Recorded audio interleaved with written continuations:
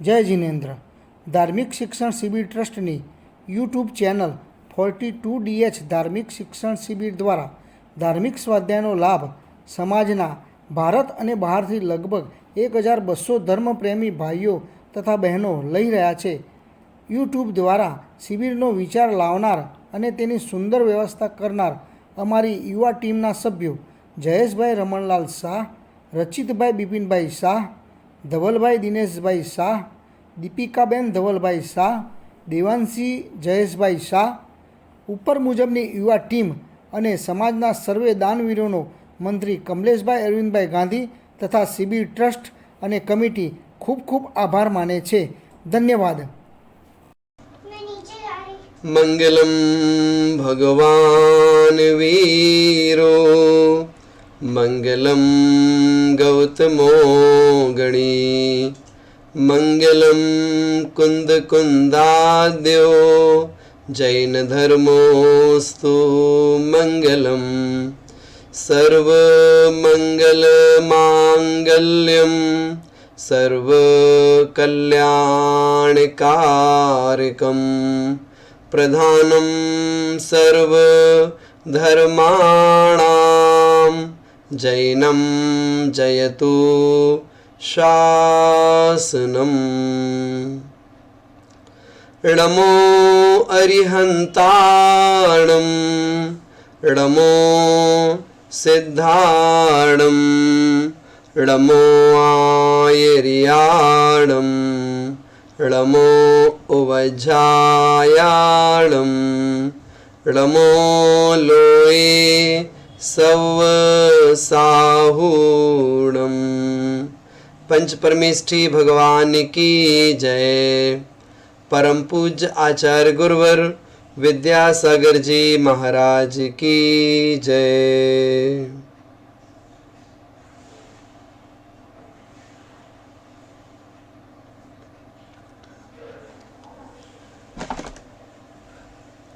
यदि हम जैन धर्म की विशेषताओं को लेकर के विषय का प्रतिपादन करें तो इस संसार में जितने भी धर्म हैं हर धर्म की अपनी कोई ना कोई विशेषता होती है और उन विशेषताओं के कारण से ही उस धर्म की पहचान बनती है और उसके साथ साथ वह धर्म कितना लोकमान्य है, कितना प्रामाणिक है, कितना वैज्ञानिक है, इन सब चीज़ों का प्रतिपादन देखा जाता है, सुना जाता है, लिखा जाता है.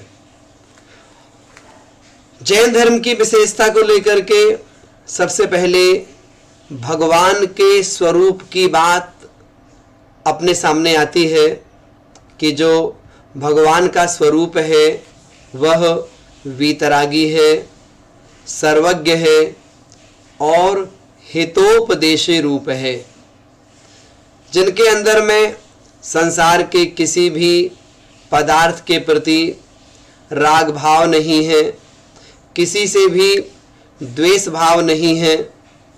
पूजा करो उनकी तो वे प्रसन्न नहीं होते हैं, उनकी पूजन ना करो तो वे नाराज भी नहीं होते हैं. और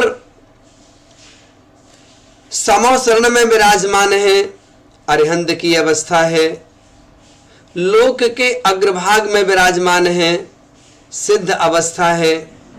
ऐसे जो हमारे ईश्वर हैं या भगवान हैं उनकी जब हम मूर्ति बनाते हैं तो वह मूर्ति पद्मासन होती है या खड़गासन होती है. भगवान की वह पद्मासन प्रतिमा इस बात का उपदेश देती है कि जो काम करने थे सारे काम कर लिए हैं, अब कहीं भी आना जाना नहीं है और अपनी आत्मा की ओर निहार रहे हैं. ऐसे पैर में पैर फंसाए बैठे हैं, हाथ पर हाथ रख के बैठे हैं और नासा दृष्टि है। वे ही वीतरागी, सर्वज्ञ और हितोपदेशी रूप तीन लोकनाथ तीर्थंकर परमदेव अरिहंत परमेष्ठी कहलाते हैं और लोक के अग्रभाग में विराजमान सिद्ध परमेष्ठी कहलाते हैं, जो संसार के चराचर समस्त पदार्थों के जानने और देखने वाले हैं, जिन्हें संसार के किसी भी पदार्थ से ना राग है और ना द्वेष भाव है। ऐसे तीर्थंकर अरिहंत परमेष्ठी उनके श्री चरणों में मन वचन काया से बारंबार प्रणाम करते हैं। इसी प्रकार से माँ जिनवाणी की बात करते हैं। तीर्थंकरों के द्वारा जो दिव्य ध्वनि खिरती है, सारी सभा उस दिव्य ध्वनि को सुनती है और साथ साथ में जो गणधर देव हैं वे भी सुनते हैं और वे गणधर देव द्वादशांग की रचना करते हैं, जिसके माध्यम से परंपरा से आचार्यों ने शास्त्र लिखे हैं। जो शास्त्र षटखंडागम है, धवला जी है, तत्वार सूत्र है, द्रव्य संग्रह है, सर्वार सिद्धि है, इष्टोपदेश है, राजवार्तिक है, श्लोक वार्तिक है, आदि पुराण है, उत्तर पुराण है, पदम पुराण है, हरिवंश पुराण है, जीव कांड, कर्म कांड, ऐसे सैकड़ों हजारों की संख्या में ये सब जैन ग्रंथ हैं। इन ग्रंथों को लिखने वाले कौन? लिखने वाले आचार्य परमेष्ठी। उनके द्वारा इन सारे ग्रंथों को वीतराग सर्वज्ञ देव की वाणी के आधार पर लिखा गया है।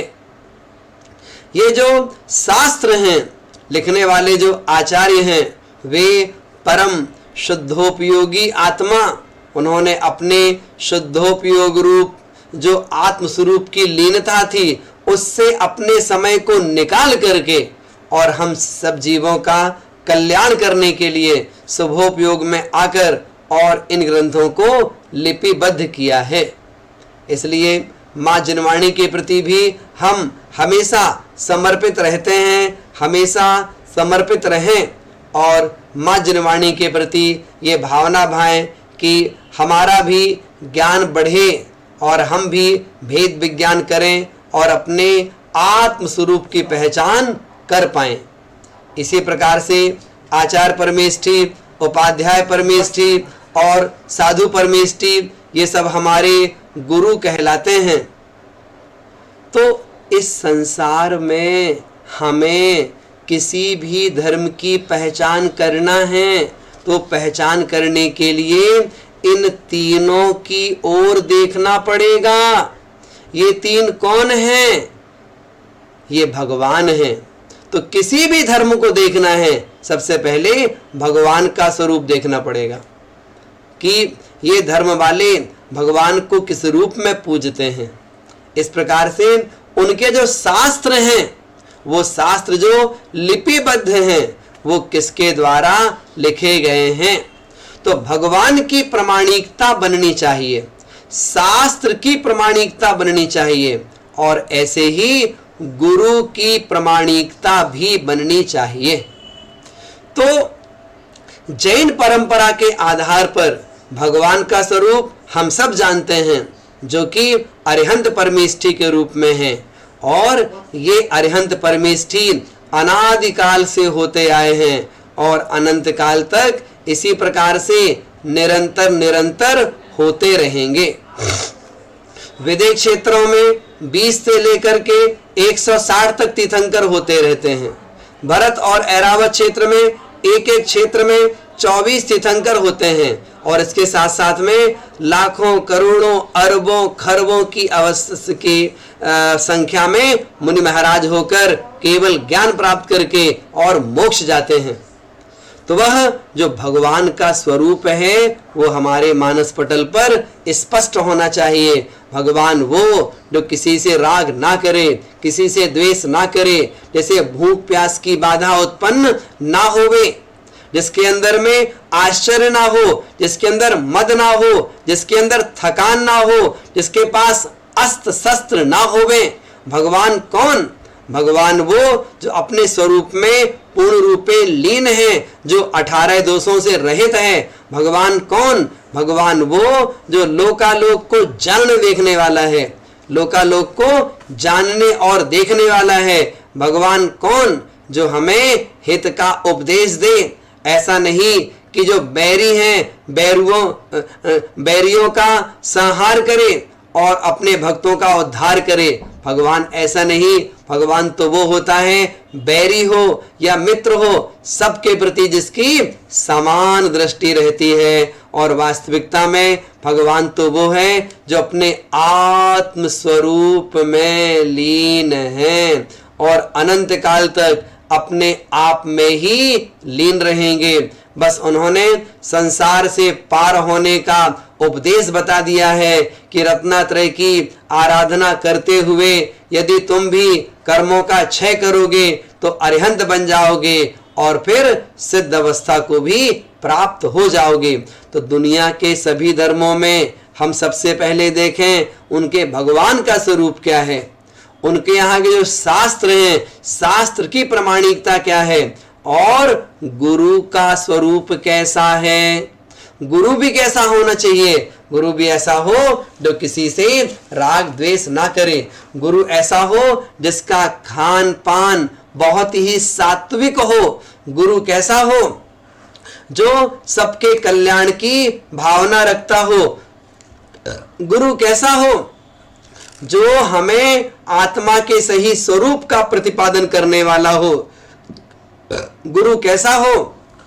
स्वयं भगवान बनने के मार्ग में आगे बढ़े और दूसरों को भी भगवान बनने की शिक्षा प्रदान करे।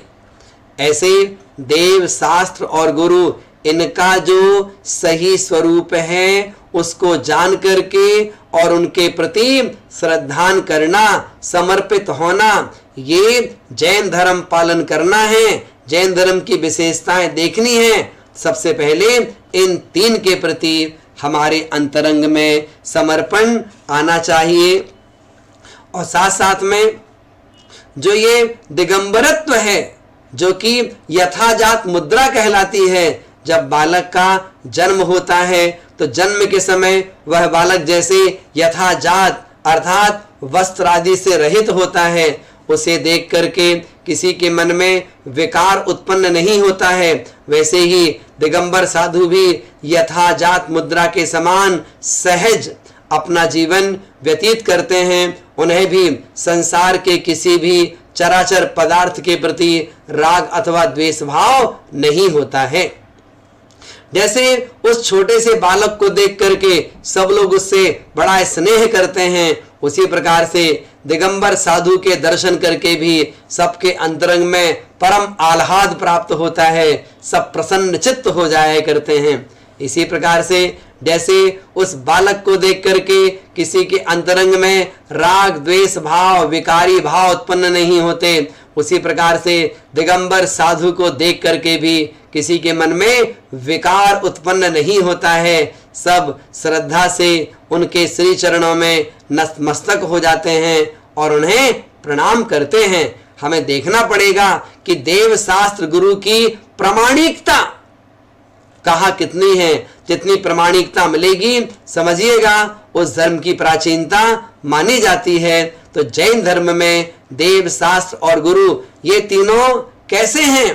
तो हम देखते हैं ये तीनों औपचारिक नहीं हैं, ये रियल है। ये जैसी प्रकृति है, जैसा नेचर है, उसके आधार पर इनका जीवन हुआ करता है। जब हम जैन धर्म की विशेषताओं को लेकर के और आगे बढ़ते हैं, सबसे पहले हमें सिखाया जाता है अहिंसा। तो जैन धर्म कैसा है? यह अहिंसा प्रधान धर्म है। अर्थात जैन धर्म में अपने को भी पीड़ा नहीं देना, अपने को भी मानसिक कष्ट नहीं देना, अपने अंदर में भी राग द्वेष उत्पन्न ना होवे, इस प्रकार की जीवन शैली बन जाना, ये जैन धर्म के महात्म से हमें सीखने और सुनने को मिलता है। यदि हम किसी और धर्म की अपेक्षा से बात करें तो कह दिया जाता है कि अपनी तो रक्षा करते हैं लेकिन दूसरों की रक्षा करने की गारंटी नहीं लेते हैं। और कई बार है जो बड़े बड़े जीव हैं इनकी रक्षा करने का भाव तो हो जाता है, लेकिन जो क्षुद्र जीव हैं, 2 इंद्रिय हैं, 3 इंद्रिय हैं, 4 इंद्रिय हैं, पृथ्वी जल अग्नि वायु वनस्पति, क्या ये जीव नहीं हैं? ये भी तो जीव हैं। तो जैसे हम दूसरे मनुष्य की रक्षा करने का भाव करते हैं, वैसे इन 2 इंद्रिय आदि जीवों की, 1 इंद्रिय स्थावर जीवों की, इनकी भी रक्षा करने का भाव हमारे अंदर में आना चाहिए। अगर जैन धर्म के संस्कार हमारे अंदर में हैं तो एक चींटी को भी मारने का भाव नहीं होता है, और जैन धर्म के संस्कार नहीं हैं और अपने हाथ में मच्छर बैठ गया और मच्छर वो काट रहा है, हमारा खून पी रहा है, तो कहो तो उस मच्छर के ऊपर अपना जोर से हाथ मारा और कह दिया कि ये मेरा खून पी रहा था, मैंने इसे मार दिया। आप सोचिएगा, क्या हमारे भाव ऐसे हैं क्या कि अगर कोई हमारा घात करने को तैयार हो तो उसको हम मार डालें, उसकी हम हिंसा कर दें? ऐसा भाव करेंगे क्या? तो ऐसा भाव हमारे अंदर में नहीं आता है। विरोध करना अलग बात होती है और किसी को जान से मार देना अलग बात होती है। अगर उस जैन धर्म के संस्कार हमारे अंदर में रहते हैं तो हम उस अहिंसा के प्रति निरंतर सजग रहते हैं। चाहे वो द्रव्य हिंसा हो, चाहे वो भाव हिंसा हो, दोनों प्रकार की हिंसा का त्याग करते हैं। जैसे आप पानी छानते हैं, मोटे कपड़े से पानी छानते हैं, है ना, तो कम से कम अंदर में भाव अहिंसा का भाव तो है कि हमारे द्वारा जल कायिक जीवों की और त्रस जीवों की विराधना ना होवे। तो उनके प्रति जो अहिंसक परिणति हमारे अंतरंग में है, यही हमारे जीवन को पवित्र करती है और सन्मार्ग में आगे ले जाने के लिए सहकारी बनती है। इसी प्रकार से हम व्यर्थ में पत्तों को नहीं तोड़ते, व्यर्थ में फूलों को नहीं तोड़ते, व्यर्थ में घास पर नहीं चलते। और जितनी आवश्यकता होती है स्नान करने के लिए उतने कम से कम जल का हम उपयोग करते हैं। व्यर्थ में अग्नि नहीं जलाते हैं, व्यर्थ में पंखे चालू नहीं करते हैं, व्यर्थ में एसी चालू नहीं करते हैं, कूलर चालू नहीं करते हैं। थोड़ा सा सहन शक्ति भी अपने अंतरंग में रखते हैं। तो इस प्रकार से हिंसा और अहिंसा का जितना विवेक और बहुत अच्छी तरह से कथन जैन धर्म में मिलता है, आपको अन्यत्र कहीं उतना सुंदर विवेचन शायद पढ़ने को ना मिल पाए। एक उदाहरण दिया जाता है, एक डाकू है, एक ड्राइवर है और एक डॉक्टर है। इन तीनों के कारण से एक एक व्यक्ति की मृत्यु हो जाती है। वह जो डाकू था वो तो किसी को मारने के कारण से, उसके घर में डकैती डालने के कारण से घर में घुसा और जो उसको दिखा उसको वो गोली मारता गया और तिजोरी लूट ली, बहुत सारा धन संपत्ति लेकर के और वहां से भाग गया। हम देखते हैं एक ड्राइवर है, वो अपनी 4 पहिए गाड़ी चला रहा है, सावधानी से गाड़ी चला रहा है। यदि फिर भी किसी का एक्सीडेंट हो गया और उस एक्सीडेंट में किसी व्यक्ति की आयु पूर्ण हो गई, आप बताइए उसे क्या होगा? उसे भी जेल में पकड़ के ले जाएंगे, उसके ऊपर भी केस चलेगा। और तीसरा है एक डॉक्टर है, ऑपरेशन थिएटर में वो किसी का ऑपरेशन कर रहा है, पूरी मेहनत के साथ लगन के साथ ने उसने ऑपरेशन किया। अब कदाचित हुआ क्या? हुआ ये, जिसका ऑपरेशन कर रहा था उसकी आयु पूरी हो गई। अब तीनों घटनाओं में देखते हैं तो किसी एक व्यक्ति की जान तीनों में गई, पहले वाले में भी, दूसरे में भी और तीसरे में भी। आप बताइए क्या तीनों को एक सा पाप लगेगा? क्या लगेगा? क्या नहीं लगेगा। क्यों नहीं लगेगा? क्योंकि जो डाकू है कदाचित उसके पास से कोई बच भी गया, लेकिन उसका इंटेंशन मारने का ही था, इसलिए वो सबसे ज्यादा पापी कहलाएगा। वो दूसरे नंबर पे जब हम देखते हैं वो ड्राइवर है, धोखे से, रात का समय था, गाड़ी तेज चला दी, बच्चा दिखा नहीं, उसकी आयु पूरी हो गई, तो ऐसे में वह जो डॉक्टर है, वह जो ड्राइवर है, तो उसको क्या करेंगे? पकड़ लेंगे, 2-4 महीने की सजा मिलेगी, छोड़ देंगे उसको। फिर ऐसी डॉक्टर है, डॉक्टर के थिएटर पे वो मर गया, वो उसके बावजूद भी लोग हाथ जोड़ते हैं और कहते हैं आपने तो डॉक्टर साहब पूरी कोशिश की है, आपकी कोई कमी नहीं थी, अब इसकी आयु नहीं रही, तो बताइए इसमें आपकी क्या गलती है? लोग डॉक्टर को उल्टा मतलब एक प्रकार से सांत्वना देते हैं और उसका फीस भी देते हैं उसकी ओर। तो इस प्रकार से हम देखें जैन धर्म में अहिंसा की जब बात की जाती है तो वहां पर थोड़ा सा अभिप्राय भी देखा जाता है। इसलिए हिंसा अहिंसा का विवेक बहुत अधिक रखना चाहिए। जो बड़े बड़े जीव हैं, घर परिवार के लोग हैं, इन पर तो हमें दया भाव करना ही है, दया भाव पालना ही है। इसके साथ साथ में जो क्षुद्र जीव हैं, जो छोटे छोटे जीव हैं, इनकी भी रक्षा करना हमारा फर्ज है, हमारा धर्म है। ऐसा नहीं हाथ में मच्छर बैठ गया और हमारा खून पे पी रहा है, दूसरा हाथ लिया आपने चटाक से ऐसा मारा और मर गया आपके हाथ में वो। ऐसा करेंगे क्या? हम ऐसा नहीं करते। मच्छर बैठा है, रुमाल से है, हाथ की उल्टी परत से है, उल्टे तरफ से, उसको धीरे से अलग कर दिया, अलग हो जाएगा वो। लेकिन हम कहते हैं उसने मेरा खून पिया, मैं उसको मार डालूंगा। लोग मार डालते हैं। कई बार ऐसा करने में संकल्पी हिंसा का पाप लगता है। तो अपने यहाँ अहिंसा को लेकर के बहुत व्याख्यान दिया है, बहुत समीचीन व्याख्यान दिया है। आगे बढ़ते हैं। फिर जैन धर्म का एक सिद्धांत है अनेकांत और स्यादवाद। अनेकांत क्या है? तो अनेकांतात्मक वस्तु स्वरूप है, और अनेकांतात्मक वस्तु स्वरूप को कथन करने वाली जो शैली है वह स्यादवाद कहलाती है। जैसे अनेकांत को बोल देते हैं प्रमाण और स्यादवाद को बोल देते हैं नय। तो ये भी जैन धर्म में बहुत अच्छी तरह से हम सभी लोगों के लिए सिखाया जाता है। क्या सिखाया जाता है? कहते हैं कि भाई जो भी चीज है उसकी अपेक्षा पकड़ो। किसी ने कोई बात कही तो वो बात किस नय से कही है, उस नय की अपेक्षा पकड़ो तो परेशानी नहीं पड़ेगी। हम क्या है, किसी के शब्दों को लेकर के गांठ बांध लेते हैं और जब मौका पड़ता है ना तो कहो तो हम उससे बदला लेने के लिए तैयार हो जाएं। ऐसे नहीं। देखो, किसी ने कुछ कहा है उसकी भावना समझो, अपेक्षा समझो, किस कारण से उसने डांटा है। कई बार क्या होता है कि छोटे बच्चे हैं, घर पे लड़ाई कर रहे हैं, आपस में बातचीत कर रहे हैं, है ना, और बात बात में लड़ने लगे वो, और 5 मिनट बाद ही सब भूल गए, वो फिर से खेलने लगे अच्छे साथ में। लेकिन उन दोनों की मम्मी है, उन दोनों की मम्मी आपस में लड़ाई करना शुरू कर देती है।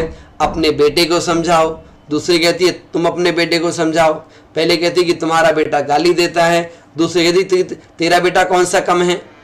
तो ऐसे करके व्यर्थ में कई बार हम विवाद की स्थिति अपने घर परिवार में ही बना लेते हैं।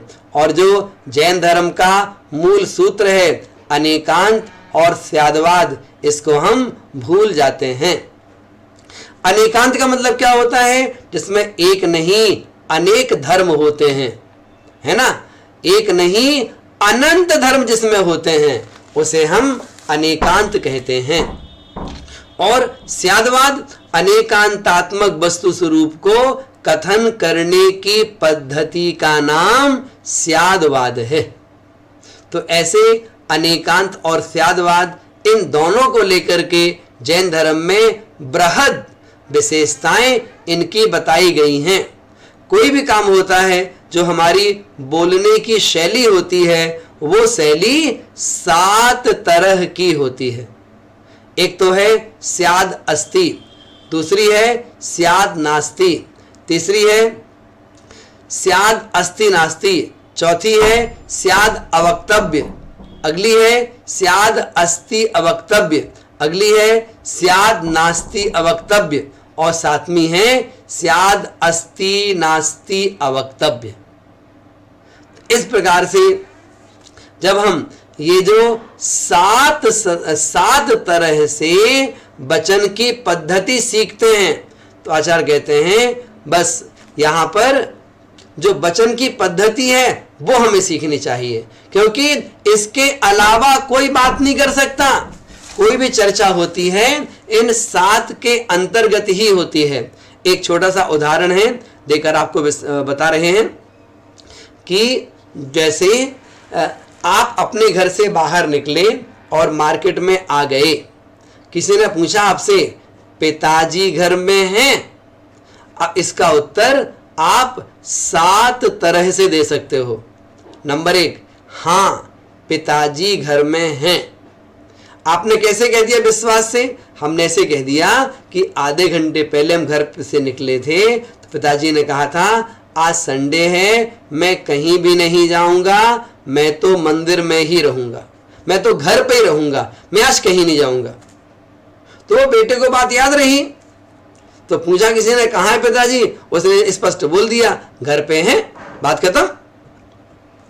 अब किसी ने पूछा पिताजी घर में हैं, उत्तर दिया नहीं हैं। वास्तव में क्या था? घर पे नहीं थे, वही शब्द उन्होंने कह दिया कि नहीं है, कोई बात नहीं। स्याद अस्ति नास्ति, पिताजी घर में हैं, पिताजी घर में हैं, आप देख लें हैं या नहीं, आप देख लें हैं या नहीं, तो स्याद अस्ति स्याद नास्ति। ऐसे करके ये 3 भेद हो जाते हैं। चौथा भेद बनता है स्याद अवक्तव्य। अवक्तव्य का मतलब होता है जो सुनने योग्य ना हो। स्याद अवक्तव्य, जो कह तो दिया है, कोई अर्थ उसका नहीं निकला। पिताजी घर में हैं, उत्तर क्या दिया? कह नहीं सकते। पिताजी घर में हैं, कह नहीं सकते, ये क्या है? ये स्याद अवक्तव्य कहलाता है। फिर स्याद अस्ति अवक्तव्य, पिताजी घर में हैं, हाँ कह नहीं सकते, हाँ कह नहीं सकते। इसका मतलब क्या हुआ? इसका मतलब यह हुआ कि आधे घंटे पहले जब हम घर पे थे, उस समय घर पे थे वो, तो स्याद अस्ति अवक्तव्य क्यों कहा? भाई आधे घंटे पहले थे लेकिन कह नहीं सकते। तो पिताजी घर में हैं, तो उत्तर क्या दिया? हाँ कह नहीं सकते। हाँ क्यों कहा? क्योंकि आधे घंटे पहले थे, अब इस आधे घंटे में कहीं निकल गए हो तो हम कह नहीं सकते। इसी प्रकार से पिताजी घर में हैं, उत्तर दिया नहीं है, कह नहीं सकते। नहीं है मतलब आधे घंटे पहले घर पे थे हम, उस समय वो घर पे नहीं थे, कहीं मार्केट में रहे होंगे, और अब कह नहीं सकते। क्यों नहीं कह सकते? हो सकता है आधे घंटे में आ गए हूं, इसलिए नहीं है, कह नहीं सकते। फिर अगला होता है स्याद अस्ति नास्ति अवक्तव्य। पिताजी घर में हैं, हाँ या नहीं है, कह नहीं सकते, तो स्याद अस्ति नास्ति अवक्तव्य। तो ऐसे करके 7 भंग बन जाते हैं। तो हम 7 तरह से समझा सकते हैं। स्याद अवक्तव्य, स्याद अस्ति अवक्तव्य, स्याद नास्ति अवक्तव्य और स्याद अस्ति नास्ति अवक्तव्य। ये हो गए 4, और 3 ऊपर के हो गए थे, स्याद अस्ति, स्याद नास्ति और स्याद अस्ति नास्ति। 7 प्रकार से ही कथन होता संसार में। 8वां कोई भेद कथन करने का इस संसार में है ही नहीं। अर्थात आप कुछ भी बोलेंगे, इन 7 में कहीं ना कहीं वो चीज समाहित हो जाती है, अलग से नहीं रहेगी, वो समाहित हो जाती है उसमें। तो क्या हुआ, ये हो जाता है अनेकांत और स्याद्वाद। तो वस्तु स्वरूप अनेकांतात्मक है, अर्थात एक चीज में एक साथ बहुत से गुणधर्म विराजमान हैं, और उन गुणों को कहने का जो तरीका है उसका नाम स्याद्वाद होता है। जैसे उदाहरण के लिए रामचंद्र जी हैं, तो रामचंद्र जी कौन है? रामचंद्र जी राजा भी हैं, रामचंद्र जी पिता भी हैं, रामचंद्र जी पुत्र भी हैं, भाई भी हैं, पति भी हैं, दामाद भी हैं। रामचंद्र जी एक हैं, लेकिन बहुत सारे गुणधर्म उनमें एक साथ पाए जाते हैं। अच्छा, कैसे पाए जाएंगे? तो रामचंद्र जी पिता की अपेक्षा मीन्स दशरथ की अपेक्षा बेटे हैं, लवकुश की अपेक्षा से पिता हैं, राम की अपेक्षा से भाई हैं, सीता जी की अपेक्षा से पति हैं, जो प्रजा है उसकी अपेक्षा से राजा हैं। तो ऐसे करके कितनी सारी बातें हमारे सामने आ जाया करती हैं। तो अपेक्षा लगानी पड़ेगी ना, अपेक्षा नहीं लगाएंगे तो परेशान हो जाएंगे। और कई बार अनेकांत स्याद्वाद को सीख करके बहुत आनंदमय जीवन व्यतीत करना चाहिए। हुआ क्या, पति पत्नी है, कभी किसी बात को लेकर के बातचीत हो जाती, विवाद भी हो जाता है, कोई बड़ी बात नहीं। मतलब ध्यान रखना, पति पत्नी के झगड़े में कोई दम नहीं होता, कभी कोई दम नहीं होता इसमें, है ना। बच्चों की तरह लड़ते हैं फिर मिल जाते हैं। तो ऐसे पति पत्नी में झगड़ा हो रहा था, तो पत्नी कहती है ज्यादा गुस्सा करे ना तो भी हम मायके चले जाएंगे। पति कहता है हाँ हाँ जा मायके, मैं भी अपने ससुराल चला जाऊंगा। बच्चे कहते हैं आप मायके जाओगी, आप ससुराल जाओगे, तो आप क्या समझते हो हम यहां रहेंगे, हम भी मामा के यहां जाएंगे। अब बताइए कौन बचा? कहां पहुंचे तीनों? जैसे 3 यहां थे, यही तीनों उधर पहुंच गए। कहां पहुंच गए? ससुराल में पहुंच गए। तो इस प्रकार से हम देखते हैं अनेकांत और स्याद्वाद को लेकर के आचार्यों ने बहुत सारे उदाहरण दिए हमारे लिए। तो अनेकांतात्मक ये वस्तु स्वरूप है, और स्याद्वाद उस वस्तु स्वरूप को कथन करने की एक शैली, कथन करने की एक बहुत अच्छी पद्धति है। बस वो हमें मालूम होना चाहिए। ये जो अनेकांत स्याद्वाद है ये जैन धर्म की रीढ़ है, रीढ़। इस पर ही जैन धर्म टिका हुआ है। अगर हम इसको ही नहीं समझेंगे तो बताइए कैसे जीवन जिएंगे। तो जो अनेकांत और स्याद्वाद है उसे भी समझना बहुत आवश्यक है। जैसे पहले के समय में गांव में देखा क्या बड़े बड़े मटके होते हैं, उस मटके में मथानी डाल दी, मथानी में रस्सी फंसा दी और ऐसे खींचते हैं। इस प्रकार से ऐसे करते ना, मतलब क्या, मुख्यता गौणता, मुख्यता गौणता, निश्चय नहीं व्यवहार नहीं, निश्चय नहीं व्यवहार नहीं। निश्चय निश्चय खींचोगे तो रस्सी निकल आएगी, मथानी खड़ी रहेगी, फिर वो हिलेगी नहीं मथानी। और व्यवहार व्यवहार करे तो क्या है, तो भी रस्सी छूट जाएगी, तो भी वो मक्खन नहीं निकलेगा उससे, घी नहीं बनेगा फिर।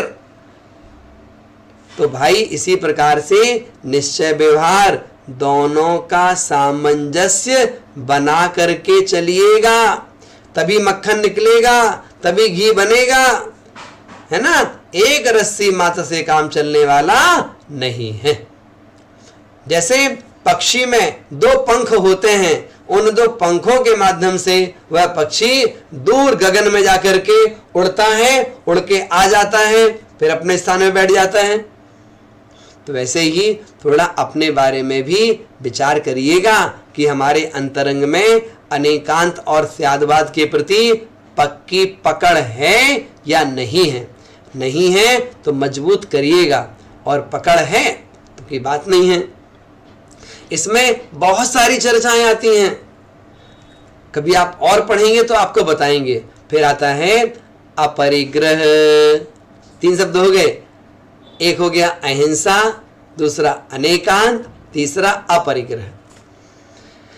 अपरिग्रह का मतलब यह नहीं है कि 11वें गुण स्थान वाले हो गए, दिगंबर संत हो गए तो अपरिग्रही कहलाए, वो तो है ही है।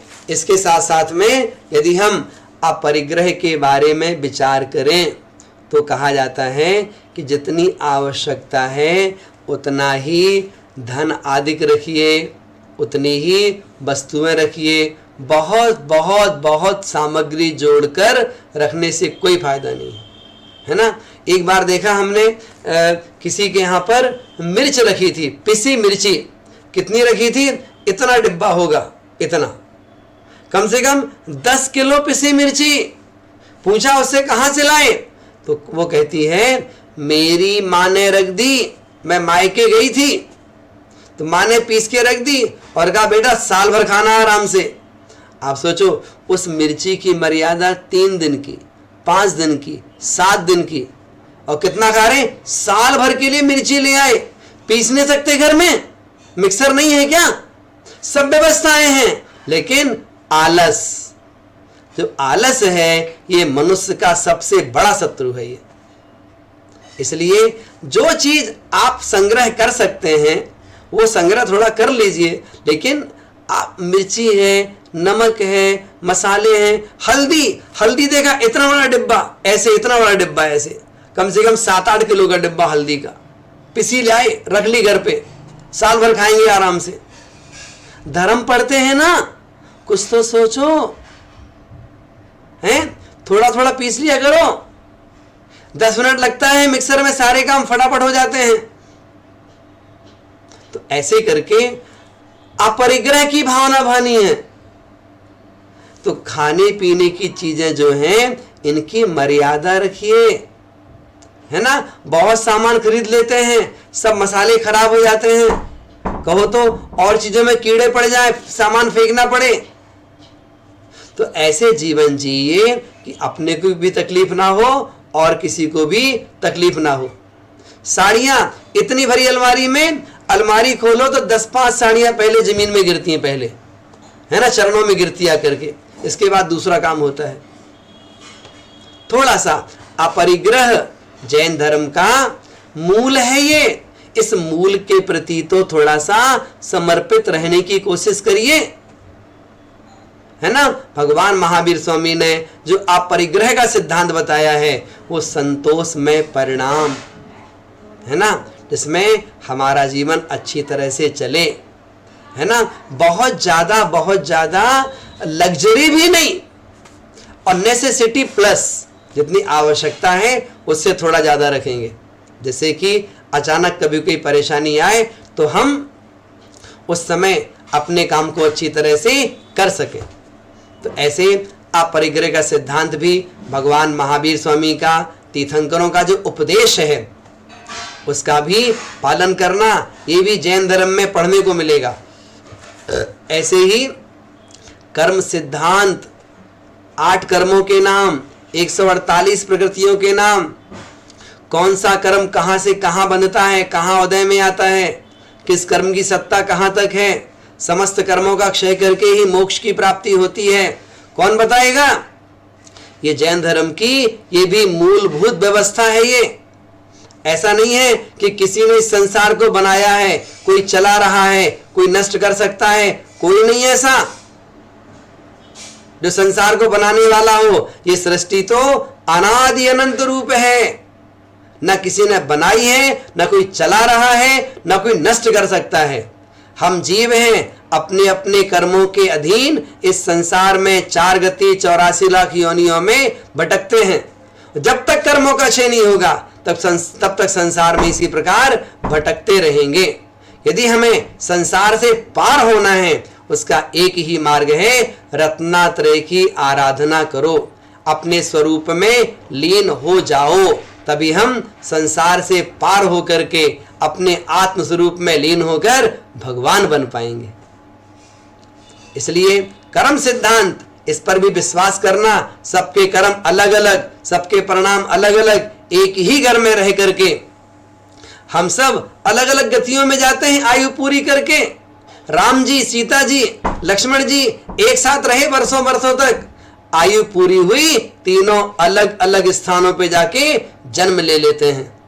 आप किसके साथ निभाने की बात करते हो? हम आपका साथ देंगे, कोई किसी का साथ नहीं देता। लोग कहते हैं हम मर के आपके साथ चलेंगे। अरे ठीक है, अगर दो मर भी जाते हैं तो ये भरोसा नहीं दोनों एक ही गति में जाएं।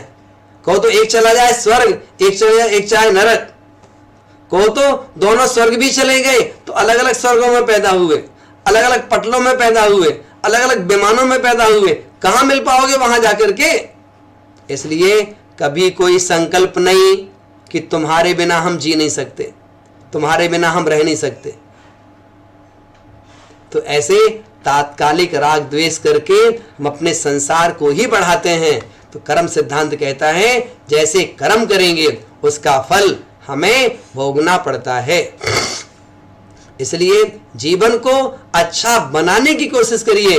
ज्ञानावरणी, दर्शनावरणी, वेदनी, मोहनी, ये कर्मों के नाम आपको संसार के किसी ग्रंथों में पढ़ने को नहीं मिलेंगे। ये सब जैन धर्म के टेक्निकल वर्ड्स हैं।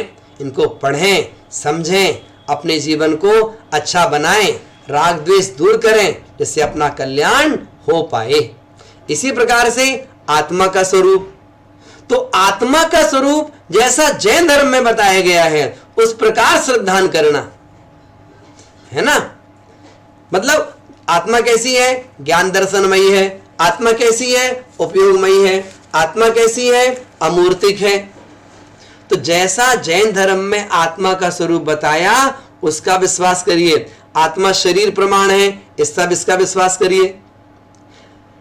ये नहीं कि पंचभूत तत्वों से मिलकर आत्मा बन गई, हम तो ब्रह्मा के अंश हो गए, ऐसे नहीं देखिए। विश्वास करना तो पक्का करो। जैन धर्म की विशेषताएं बता रहे हैं।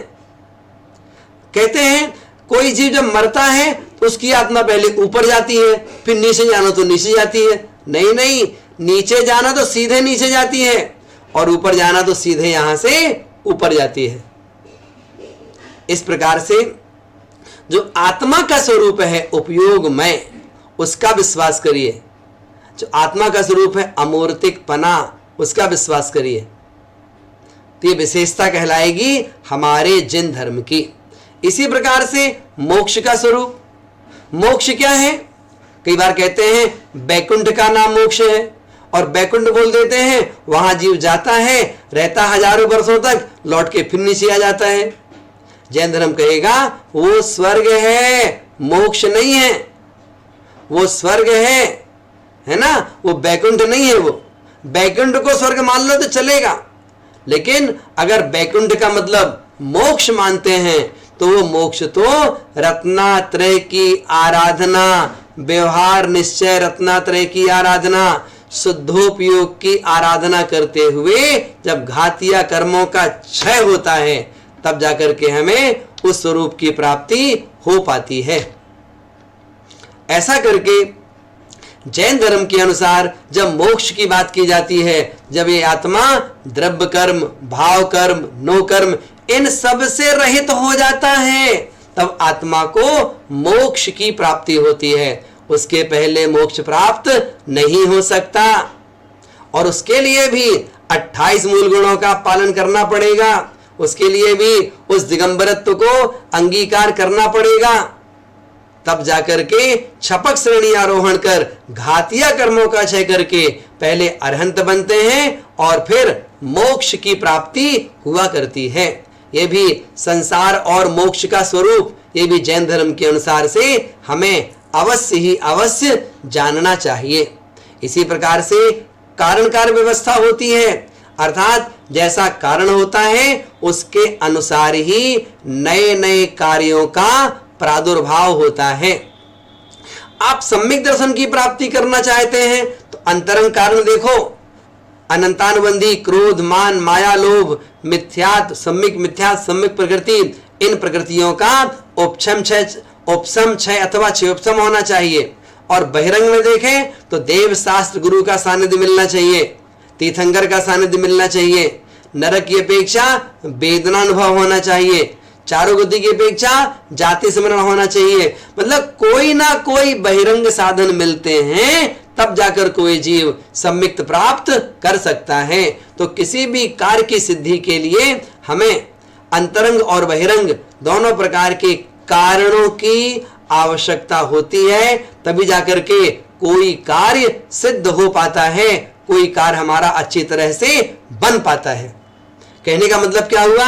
आचार्य श्री कहते हैं विपरीत कारणों का अभाव, अनुकूल कारणों का सद्भाव और कार्य का प्रादुर्भाव, तो ये कारण कार्य व्यवस्था होती है। इसी प्रकार निमित्त उपादान की बात होती है। उपादान वह कहलाता है जिसमें कार्य होता है और निमित्त वह कहलाता है जिसके द्वारा कार्य होता है। तो केवल उपादान से कार्य नहीं होता, केवल निमित्त से कार्य नहीं होता, उसके लिए दोनों की आवश्यकता होती है।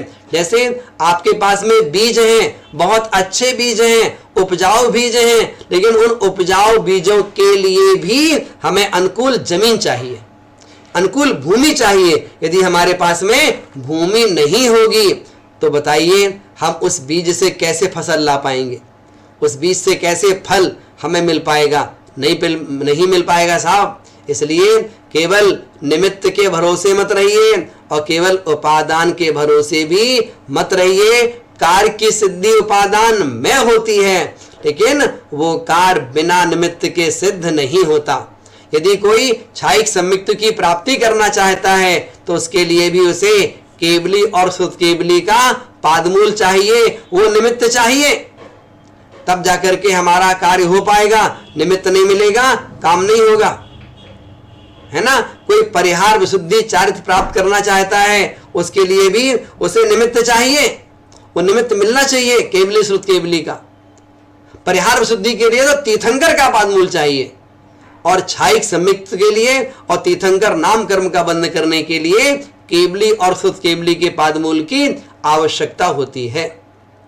इस प्रकार से जितने भी द्रव्य हैं जो असत है, असत की उत्पत्ति नहीं होती, और जो सत है उसका कभी विनाश नहीं होता। अर्थात 6 द्रव्यों से मिलकर के ये संसार, ये लोक बना हुआ है। इन 6 द्रव्यों में मैं एक जीव द्रव्य हूं, मैं जीव तत्व हूं, मैं जीव पदार्थ हूं, मैं जीव आस्तिकाय हूं, मैं जीव तत्व हूं। मेरे साथ शरीर लगा है, कर्म लगे हैं, ये अजीब है। मैं कर्मों का आश्रय करता हूं, मैं कर्मों का बंद करता हूं। संयम के मार्ग में आगे बढ़ते हुए कर्मों की निर्जरा कर सकता हूं, कर्मों का संवर कर सकता हूं, और समस्त कर्मों का क्षय करके मैं निर्वाण की प्राप्ति भी कर सकता हूं। तो जैन धर्म में ऐसे ना जाने कितने सारे विषय हैं जो आपको अन्यत्र और कहीं जल्दी पढ़ने के लिए नहीं मिलेंगे। चाहे वो लोक अलोक का वर्णन हो, चाहे 8 कर्मों की बात हो, 7 तत्वों की बात हो, ऊर्ध्वलोक, मध्यलोक, अधोलोक की बात हो, निश्चय व्यवहार की बात हो, स्यादवाद अनेकांत की बात हो, निमित्त उपादान की बात हो, कारणकार व्यवस्था की बात हो, उत्पाद व द्रव्य की बात हो, अकृत्रिम चैत्यालों की चर्चा है। 24 तीर्थंकर, 20 तीर्थंकर, 160 तीर्थंकर, 72 तीर्थंकर, 720 तीर्थंकर, जितने सारे प्रसंग आपको जैन धर्म में पढ़ने को मिलते हैं, और अन्यत्र कहीं जल्दी इस प्रकार की चर्चाएं हमें सुनने को नहीं मिल पाती हैं। हम सबका सौभाग्य है कि हमें पूर्व के पुण्योदय से जैन कुल में जन्म मिला है। न जाने कितने भवों का पुण्य एकत्रित हुआ होगा, तब जाकर के जैन कुल, जिन धर्म, सच्चे देव, सच्चे शास्त्र और सच्चे गुरु का सानिध्य हमें प्राप्त होता है। और इसी प्रकार से समय समय पर माँ जिनवाणी का उपदेश भी सुनने को मिलता है।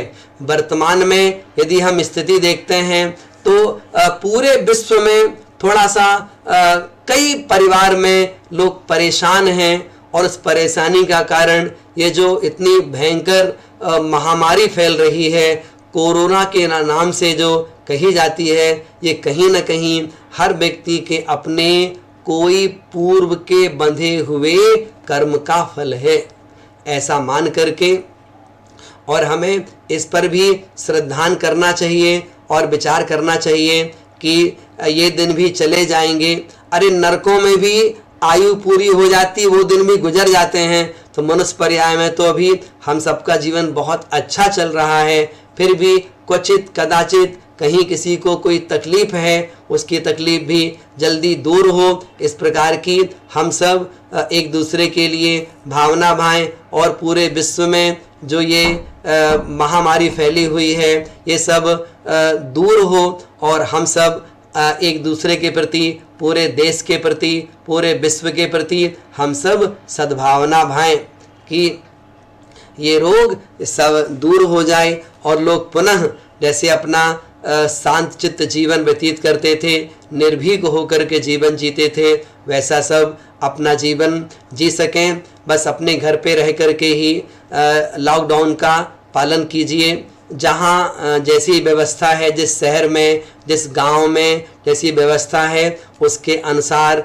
जो वहाँ का प्रशासन है, शासन है, उसका जो आदेश है उस आदेश का पालन करिए। यदि आप मंदिर नहीं जा पाते हैं तो अपने घर पर ही माँ जिनवाणी को विराजमान करके उसके सामने आप पूजन कर सकते हैं। माँ जिनवाणी के सामने आप स्वाध्याय करें, आप जाप दें। जो आप तीर्थ यात्रा आपने की हैं उन तीर्थ यात्राओं का आप स्मरण करें। आप कभी सम्मेद शिखर गए, कभी गिरनार जी गए, उन सब क्षेत्रों का स्मरण करें। बड़े भक्ति भाव से नमोकार मंत्र का जाप करें। और घर में यदि आप रह रहे हैं तो आपस में पति पत्नी बच्चे एक दूसरे के प्रति सामंजस्य रखें। कोई किसी से अपशब्द का व्यवहार ना करें। एक दूसरे की बात मानते हुए धर्म में अपने आप को बढ़ाने की कोशिश करें। कई बार है श्रीमती का कहना होता है कि आप हमें समय नहीं देते हो, अब समय दिया है, उस समय का सदुपयोग भी करना सीखें। और है तो सुबह से लेकर शाम तक आपको यदि फुल टाइम घर पे ही रहना है तो घंटे 2 घंटे 3 घंटे स्वाध्याय जरूर करें। आपके पास में बहुत अच्छी बुद्धि है, आप थोड़ा सा लेखन कार्य भी कर सकते हैं, करना चाहें तो। अच्छी कोई डायरी लिखें, कोई अच्छी पुस्तक लिखें, अपने चिंतन को लिखें और दूसरों तक भी उस चीज़ को पहुंचाने की कोशिश करें। जो ये अपनी समाज है, बैताली दशाहूमण समाज, आप सभी ने मिलकर के ये जो ऑनलाइन क्लास का जो आयोजन किया है और हमें इस योग्य समझा आपने कि हम क्लास पढ़ाएं, वो विषय बोलें, तो हमारा भी सौभाग्य है कि आप सबके बीच में हमें बोलने का यहाँ पर अवसर मिला और आप सभी ने इस चैनल को पसंद किया और इस चैनल को लाइक या सब्सक्राइब किया, उसके लिए भी सभी का बहुत बहुत धन्यवाद, बहुत बहुत सभी के लिए साधुवाद। और ये जो आज की क्लास थी, ये अभी तक का हमें समय दिया गया था, तो ये कार्य आज अपना पूर्ण हुआ है। जो श्रीमती सकरी बहन, सुशीला बहन, बाबूलाल, कोदललाल गांधी, इन जो बैताली दशाहूमण समाज के द्वारा जो ये शिविर लगता है, उस शिविर के अंतर्गत ही ये ऑनलाइन क्लास यहाँ पर शुरू हुई है और हम सभी का बहुत बहुत धन्यवाद प्रेषित करते हैं। हमारे अरविंद काका जी, विपिन भाई कोटरिया जी, है ना, और मुकेश भाई, कमलेश भाई, आप सभी का बहुत बहुत आभार। इसके अलावा जो ये यहाँ से सारा रिले होता था, तो रचित शाह, धवल शाह जी ने भी बहुत अच्छा सहयोग करके उसको सबके पास तक पहुँचाने का बहुत अच्छा प्रयास किया। रितेश जी हैं, दिव्येश भाई हैं, आप सब ने भी बहुत अच्छा सहयोग किया। तो इस प्रकार से ये जो कार्यक्रम है आज यहाँ पर ये पूर्ण होगा। और इसके साथ साथ में हमें ध्यान रखना है कि अपना समय का सदुपयोग करें हम। और आगे भी यदि ये चैनल आप आगे बढ़ाएंगे और भी आगे यदि ऐसे शिविर की श्रृंखला प्रतिदिन की या 2-3 दिन में एक बार या 7 दिन में एक बार, जैसे भी आप सबकी सुविधा और व्यवस्था बनेगी, उसके आधार पर आगे भी इस कार्यक्रम को जारी किया जा सकता है, जारी रख सकते हैं। जैसी सबकी सद्भावना होगी उस आधार पर ये काम और किया जाएगा। और आप सभी लोगों ने विगत 12 दिनों से बराबर इस क्लास को सुना और सुन करके अपने जीवन में कुछ उतारा, कुछ अच्छा चिंतन बनाइएगा। बहुत लोगों के हमारे पास फ़ोन आए और सभी ने कहा कि ये बहुत अच्छा कार्यक्रम रखा है ये, तो इसके लिए पूरी समाज के लिए, जो 42 दशाहुमड़ समाज है, इस सभी के लिए एक बार बहुत बहुत धन्यवाद। समाज के जो सभी पदाधिकारी हैं उनके लिए भी बहुत बहुत धन्यवाद। शिविर के जितने और सब कार्यकर्ता जन हैं, सभी पदाधिकारी हैं, उन सब के लिए भी बहुत बहुत धन्यवाद। और दिलीप भाई उपाध्यक्ष हैं, उनके लिए भी बहुत बहुत धन्यवाद। इस प्रकार से आज के इस कार्यक्रम को यहीं अपन पूर्ण करते हैं। फिर जैसा आपका और कहना होगा आगे इस चीज़ को और कंटिन्यू किया जा सकता है। जय जिनेंद्र। आइए माँ जनवाणी की स्तुति करते हैं। जावाणी के ज्ञान से सूझे लोकालो, सो वाणी मस्तक धरो सदा देत हो ढो। हे जनवाणी भारती तो ही जपौं दिन रैन, जो तेरा शरणागत है सो पावे सुख चैन। 9 बार ओंकार मंत्र का स्मरण।